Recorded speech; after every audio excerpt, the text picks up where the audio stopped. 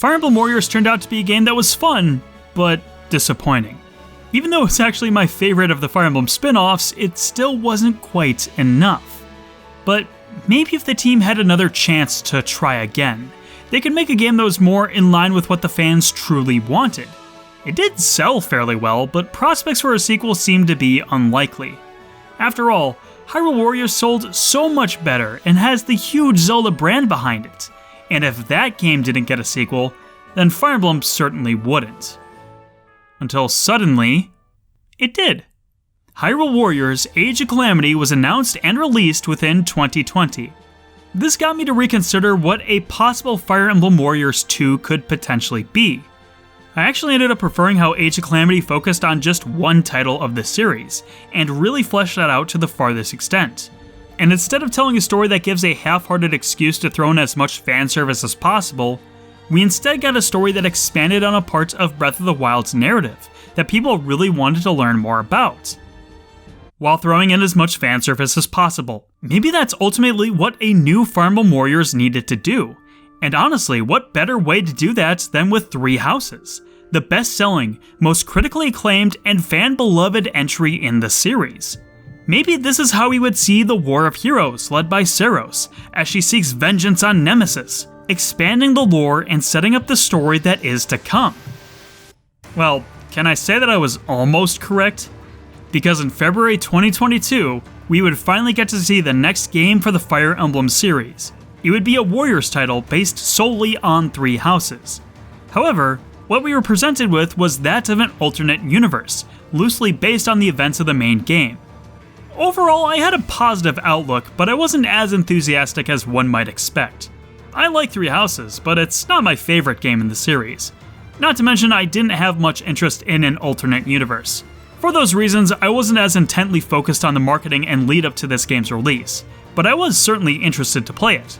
Heck, I actually came into this game with more confidence in this game's quality as opposed to the original FE Warriors. So how did the game actually turn out? The answer is pretty well. You could make the argument that this is the best Warriors game of Nintendo and Koei Tecmo's partnerships. Do I agree? Well, that depends on which way you ask the question. I have some problems with some creative choices the game makes, but in some ways it turned out better than I expected. I want to begin with the controls. They were perfect in this game. Returning to the previous Warriors games I've played, I noticed there were some oddities that made playing them feel a little bit off. It could be the character's speed, or how the camera moved, or even some very minuscule frame data quirks. It wasn't terrible to be worth bringing up, but I was able to notice some things that really got fleshed out in this game. And once again, I bring up the performance. Sometimes you have to take the performance of a Warriors game for what it is. At times, these games can get absolutely chunky and drag out. But this was something that Fire Emblem Warriors managed to get right, as it had a surprisingly consistent performance. Three Hopes delivers that same quality. It does have an unlocked frame rate, but it appears to never drop below 30 frames per second. And if it does, the frame pacing was still solid enough that I'd never noticed. Who knows to what extent a possible Switch 2 is going to be compatible with previous gen games, but with an unlocked frame rate, I suppose I wouldn't be surprised if Omega Force made such decisions for the game in hopes of future-proofing it for a possible update or release. The game itself has also seen a large number of improvements from a UX perspective as well. The maps and order screen have been brought back once more for this game, and I personally think it's much better. Really, the biggest changes they made were just some interface tweaks, but it helps so much in navigating the menu that it makes playing so much more seamless. The orders you can give are also much more robust in this game. You can have any of the characters do anything you want without needing to directly control them, whether that be use a healing item on themselves, activating switches, or opening a chest. There's only one thing I don't like about the preparations menu in Three Hopes as opposed to the original Fire Emblem Warriors, that being you cannot assign orders before the battle begins. So that usually means having to pause the game right away so you can send people where they need to go. But otherwise, the core appeal of playing as your favorite characters in an action RPG format is absolutely intact. And what's really cool is that every single student across all three houses is playable. Scratch that. Nearly every major allied character from Three Houses is playable. More than that, even characters who previously had zero screen presence, like Hilda's conveniently off-screen brother Holst, are playable. While cross-house recruitment is possible in this game, every house had their own exclusive characters you'll never get in any other route. That was actually something which really shocked me. I would have found it completely reasonable if the playable roster of this game was only half the size. Now, the way they get around having so many playable characters makes sense when you really think about it. Rather than every character having their own movesets with unique attributes and so on, Three Hopes instead has a moveset for every weapon type in the game. Still a ton of work, don't mistake me, but this provides some neat advantages. While it's a shame that characters feel way less unique in this game since every weapon plays exactly the same, it does mean that characters have the option to be much more flexible with progression. That's right, baby, we got the job system in this game. My favorite part of Three Houses was theory crafting all the different possible combinations for how units could be customized, or just having fun building some really strange combinations. So it makes me incredibly happy that Omega Force actually took the time to figure out how to implement the robust class system into the Warriors format. Classes will only use one weapon type, probably to not overcomplicate the potential moveset variety you could come across. So the limited options means that the weapons triangle is back in action for this game. The weapons triangle has also received additional nuance with battalions as well. Functionally, battalions are just another piece of equipment that you can slot onto a character. Depending on the battalion equipped, will augment their weapon triangle. Battalions don't have any special gambits that can hit a wide area of effect at the same time, but that's okay, because you can find that instead with combat arts. A character can equip 2 different combat arts depending on the weapon they're using or the spells they've learned. Each one has a different damage modifier, attack range, cooldown time, and elemental attributes if that applies. While combat arts do need some time to charge up again, they also cost weapon durability to use. Although they are worth using, as enemies hit by a combat art will reveal their stun gauge right away, leading to a potentially swift downfall. Managing your weapon durability can make fights go by a lot faster. But while combat makes up most of what you'll be doing with this game, there's still much to interact with outside of the battles too. It wouldn't be a modern Fire Emblem game if there wasn't some form of base management. This time you won't be using the grand halls of Garreg Mach, but rather a traveling base camp that your army deploys from. A thing that always annoyed me about Three Houses' second part is that it made no sense for the army to travel back and forth between Garreg Mach and wherever they were going. So I definitely appreciate that this game makes it clear that the camp is moving with the army. Although, how all 3 armies manage to find identical looking abandoned forts at every location they travel to makes just as little sense. At camp you can do the things you may find familiar, shopping for different items, customizing weapons, training your soldiers for new skills, and taking the time to relax for bonding. It's also possible to expand each of the facilities around the camp to make them more useful. Not only does that provide more tools to use and a bit of added visual flair, but expanding enough facilities also increases the training and activity points you can spend at camp in the future. Three Hopes also makes one critical change in terms of base structure that makes management much more tolerable and engaging. You don't have to do it all at once. In Three Houses, exploring the monastery was a decision you had to make over other equally viable considerations. And taking care of everything that needed to be done on that day was an annoyance, because whatever was left undone meant leaving opportunities on the table. The monastery visit boils down to a tedious motion of bouncing between every location and person you need to find and getting it done as quickly as possible just so you can move on. In Three Hopes, you can take it in at your own pace. If you want to get into battles right away, you can. Or you can do it all at once, or just some of it. And the game incentivizes you to return later and check back in on the various facilities. It also helps that the base camp is essentially just one big room that doesn't require loading in to get from place to place. By the end of the game, I was still getting fatigued from all the micromanagement, but it is a massive improvement over Three Houses. Speaking of fatigue though, I also have to take issue with the game's length. Playing just one route of this game took roughly 50 hours for a single path. That's pretty long for just the main story of a Warriors game. Well, maybe that's not entirely accurate to say, because in order for the army to get to the place you need for the main mission, you have various side missions to complete first. While these side missions are something you would have only found in the history mode of the original Fire Emblem Warriors, some of these are mandatory in order to finish the game. Now, if you want to rush through, it's honestly not too bad. All you need to do is crit path towards the objective, and that's usually enough. But there are some really helpful rewards that you can get by going out of your way to complete all the side missions. Like, the dancer class is completely optional, and you'll absolutely miss it if you don't go out of your way to find it. It's also important to remember that this game has paralogs that not only have rewards behind their completion, but also just a bit more story to help flesh out the characters and the world a little bit more. All this to say that this game has a lot to do, and I didn't feel the way it was presented made them feel entirely optional. But one thing that I actually kind of appreciated about Three Hopes is that this game is actually surprisingly challenging. For transparency's sake, I started all 3 routes of this game on a fresh hard mode save file, although I did turn them down to normal later. But I also played Fire Emblem Warriors on hard mode as well, and from memory alone, it wasn't nearly as challenging as Three Hopes. So I decided immediately after to make sure I wasn't misremembering and opened up Fire Emblem Warriors. And it was almost like I got to Planet Namek after training under 100 times gravity on the way there. Three Hopes is undeniably a more intense experience. In this game, your special attack gauge charges slower, the awakening state is harder to come by, and enemies will almost always be significantly above your party level. If your solution to get past the difficulty is to grind until you match the recommended level of the mission, then you're going to be spending 90% of the playthrough grinding. Here's what you can do instead. Use every tool the game provides you. Cook yourself some meals for the bonuses, develop the facilities around your camp, invest in learning new tactical options for the characters you plan on using, optimize your equipment and skill loadouts. At that point, the challenge then becomes if you can manage the mission well enough to achieve an S rank evaluation during the battle results. This too I found to be a great challenge. Rankings were previously something that were evaluated only in the game's optional modes, but having them in the main story pushed me to approach every mission with care. I wanted to do better because the game told me I could do better. Maybe there are some missions where attaining an S rank is too difficult without a little bit of grinding, but I really can't hold it against the game when the missions don't take all that long to begin with, meaning retries are mostly painless.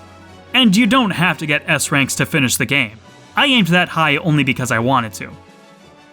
Although you may notice there's something strange about this video if you've been to my channel before. For all of my Fire Emblem retrospective videos, I've always discussed the story first before going in depth on the gameplay. And there's still plenty of video to go yet, so why did I save it until now?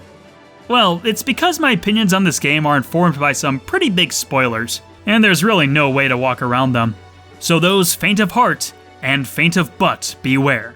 I'm talking about the story in its entirety. As one might expect in this Fire Emblem Three Houses retelling in an action RPG format, we once again take up the role of... Shez? Who the hell is... Oh my goodness, he talks! This is the first major change which totally shifts around the implications of what's going on. This isn't merely a retelling.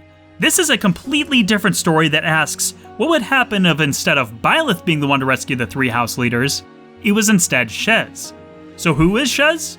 Just some random mercenary going around Folan, don't even worry about it. Make no mistake, Shez ends up filling a very similar role to his counterpart main character. He also carries with him a mystical soulmate that is bound to his very existence. Although there is one pretty big difference. When Shez is brought in to meet Archbishop Rhea, he is invited to join the Officers' Academy as a student. Well, I say invited, perhaps strong-armed is the better way to put it. They want to keep a close eye on this enigmatic mercenary that might be able to leak that the 3 royal heirs of the continent were put in mortal danger. Or at least that's the excuse they give. His powers to teleport around and transform into a demonic fighter are worth keeping in check as well. Anyway, as a concession for the lack of choice, Shez is allowed to choose which of the school's 3 houses he wants to enlist in. Here's the cool thing though. This tiny little choice of which house you want to side with? In 3 houses, this didn't really change a whole lot aside from the available cast at your disposal and what the story would focus on. Sure, seeing a complex war story unfold before you might have been exciting the first time you played the game, but that excitement begins to fade when you go back and realize the gameplay scenarios you're thrust into are pretty much exactly the same as your first run-through. In 3 Hopes, however, this choice is pivotal. You get one mission that is exactly the same across every house. After that, you might as well be playing a different game. Each goes off into a separate branch, and within the first few chapters are all split up into their various kingdoms. While 3 Hopes is a Muso game and you're inevitably going to reuse the same maps over and over, even when the story says you're in a different location, it never feels nearly as recycled as 3 Houses. You go to different places and do different things in those locations. Even the various side missions you partake in are completely different depending on the route you take. In the story chapters where you're fighting against the Geralt mercenaries, which have a similar overall progression of baiting Byleth out, doing something to weaken him, and then capitalizing on that exhaustion, Three Hopes comes up with different scenarios for you to accomplish that same task depending on the route. And this is not to mention that the story is actually a little bit incredible. This is the Fire Emblem series' best handling of a multi-route story since, well, I guess Shadows of Valentia? Huh. I guess it technically wasn't all that long ago. This is the Fire Emblem series' best handling of an original, non-remake, multi-route story since The Sacred Stones. For those not keeping score, that was a Game Boy Advance game. I was still in elementary school the last time Fire Emblem pulled off a story like this with such grace. If you're curious as to why, I can certainly explain it. For one, all three of the stories cover roughly the same timeline of events from a different perspective. Now, it's not exactly the same thing. Depending on which army you sided with, you might win a battle that you otherwise should have lost in another story, and certain key events that happen no matter which scenario you're in could happen at different points. Still though, it works well enough. Because second, you only need to do a minimum of one playthrough to get a complete story. Asterisk. Now, I'll willingly sit through every minute of content a Fire Emblem game has to offer, but this is an unrealistic feat to achieve for most people. It took me just around 200 hours to complete all 4 routes of 3 houses to get the full story there. If I wasn't such a die-hard fan of the series, there's no way I would have bothered.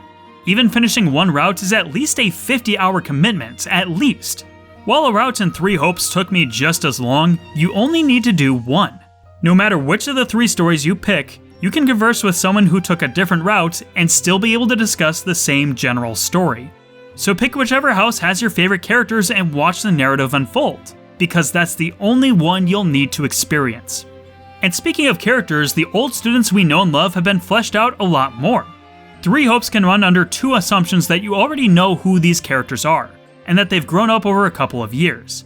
For example, take Sylvain and Lawrence, who are practically insufferable womanizing teenagers.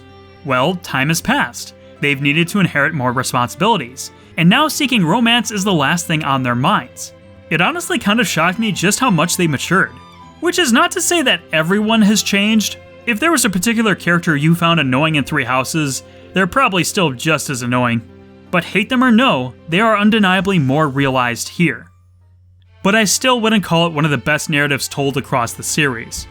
Three Houses has one of my favorite Fire Emblem stories, but while that game wasn't flawless, I appreciate that it certainly tried, and that it was successful with its themes of perspective, corruption, questioning the constructs of society, and fighting for what you believe in.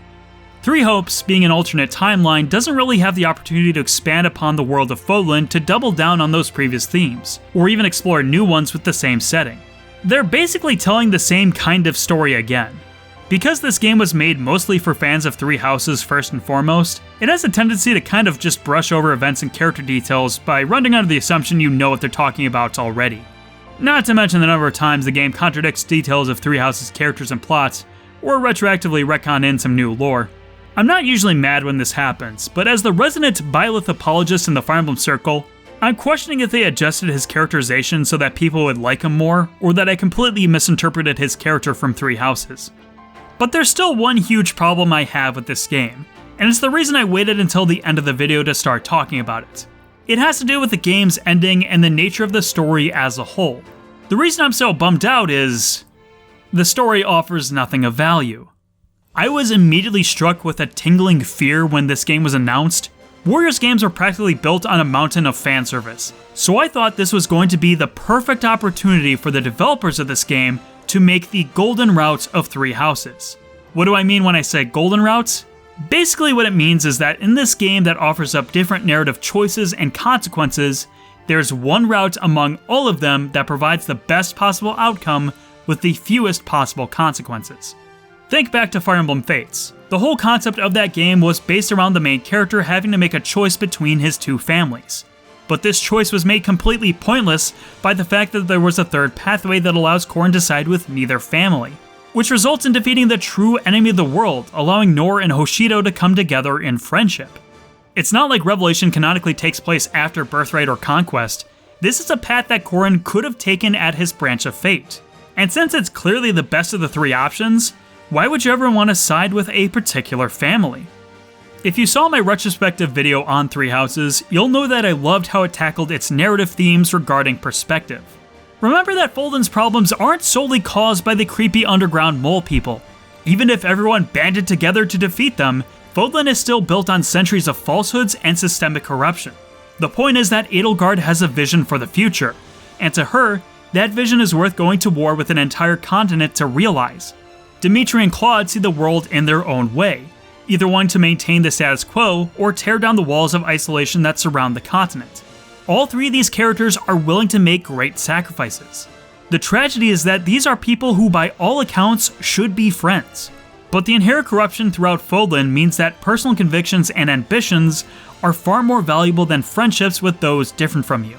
For that reason, they have to fight each other. There is no truly good outcome to the war. I applauded that choice because it means players have to navigate the morally complex world of Fodlan for themselves, and draw their own conclusions from the story. Real life doesn't always provide us the luxury of easy choices, and Three Houses demonstrates that message extremely well. But to my shock, Three Hopes doesn't actually decide to make a path where everyone bands together. But what happens when you get to the ending of this game?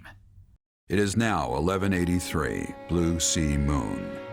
The Empire has freed Garreg Mach and put the Knights of Seros and those who slither in the dark to rout. Wait, hold on. We're just gonna assume that Talos and Raya are dead and move on? We ended the game despite the narration saying the war isn't over yet? It's at this point I knew what was going on. I clearly found myself in a bad ending. So I decided to play another route of the game, but this time with the Golden Deer, and... It is now 1183, Blue Sea Moon. The Federation has joined with the Empire to invade the Holy Kingdom of Fargus. Okay, so I'm still getting the bad ending. That's unfortunate, but at least I know what's causing it now. During the story, you'll eventually get a mission which is your final fight against the Geralt mercenaries. Now the game is absolutely upfront that the outcome of this mission will affect the story going forward. But it's not that you get a dialogue choice that you can actively choose between. Depending on which side missions during the battle you do or don't complete, will result in Geralt living or dying. If you kill Geralt, then Byleth will swear revenge on Shez, allowing Sothis to give him her full power. So then you'll have to fight the Ashen Demon for real, and when you do, it is for the final time. Shez kills Byleth and Sothis along with him. That's right, Byleth is actually and truly dead. He's gone. He doesn't show up anymore in the story. Then Shez and Arval have a little talk about how it doesn't feel right to kill the Ashen Demon, and ponder if there could have been an alternative, thus concluding their character arcs, albeit not at their natural endpoint. Hope you're not invested in following up the obnoxious amount of blatant teasing about Shez's true identity, because now you'll have to play another route the right way to find out. But if you fight against your natural instincts for a Warriors game, and let the Ashen Demon run his course while still completing the main mission, then the Geralt mercenaries will lay down their arms. With no other employer, they then sign on with the player's faction, thus making both Byleth and Geralt playable characters. Having Byleth in your army will be the trigger for your entrance into the secret route of the game. I feel like this was a purposeful choice on the developer's part. After all, you don't actively choose to kill Geralt, and you might just assume that's how the game is supposed to play out on your first run. I mean, he died in Three Houses no matter what, right? If you decide to play the game again on a different route, then you'll probably still play the mission the same way and get the same result. This may be when the gears in your head start to turn, and wonder what happens if you don't fight Byleth on this mission. Then on your third playthrough, you'll finally connect the dots and be able to spare Geralt. This way, you'll get to trigger the secret pathway on your final route. Now, I still find this method of narrative structure extremely disagreeable for a normal human being playing the game, but I at least get what they're going for. It's actually quite humorous to me that this game does such a good job at goading you into killing the Ashen Demon. After all, Byleth kills Shez's mercenary crew at the beginning of the game. He shows up as a recurring threat you're not likely to defeat without employing a strategic gambit. And even Arval wants to see Shez achieve his goal by being the stronger fighter. This is not to mention that defeating Byleth is a side mission, and doing the side missions in this game rewards you with a lot of money. But if you know the story of Three Houses and who Byleth is, then you know how important he is to Fodlan. So of course the game's gonna punish you for making the decisions that result in his death. I actually think it's kind of brilliant. In a way, I do think it's appropriate the secret pathway is locked behind such a requirement. But that's the thing. I keep saying the secret pathway, not the secret ending or the best ending or whatever. As an intermission before the final chapter, all 3 primary lords and Shez will get sucked into the spell of Zaharas. Here you'll find out all about Shez, Arval, and this mysterious Epimenides the game has been teasing. You find out that Arval is a clone of Epimenides, who himself was an artificial being created by those who slid in the dark, with the purpose of killing Sothis, or something like that. Honestly, the game kind of rushes the explanation, so I'm not clear on the specifics, but it's not hard to grasp the general idea. So then all 4 main characters fight their way through Zaharas in order to find Arval, all the while being challenged on their own convictions. As the 4 characters escape Zaharas, they collectively decide to continue fighting the war and returning to their posts? Wait, huh? Oh, well, maybe once we finish the next battle, then another flag will trigger, since we finished the secret pathway and... It is now 1183, Great Tree Moon. Wait, that's it? That's really it? Where's the falling action? The resolution? Did none of what happened during the secret pathway matter? You mean to tell me that I wasn't experiencing bad endings, but instead... bad endings? When I finished 3 Hopes for the first time, I was left with many questions, and felt dissatisfied with the eventual conclusion of the game. The ending didn't sit right with me at all, but I continued on in hopes that maybe I needed to play more of it to reach a more fulfilling conclusion. And yet, for 2 more times, I continued to be let down. The game reached the climax and decided that's all we needed. There's no time to reflect on the ending, no time dedicated to showing the consequences of the war. This is the most incomplete feeling story I've experienced with the series so far.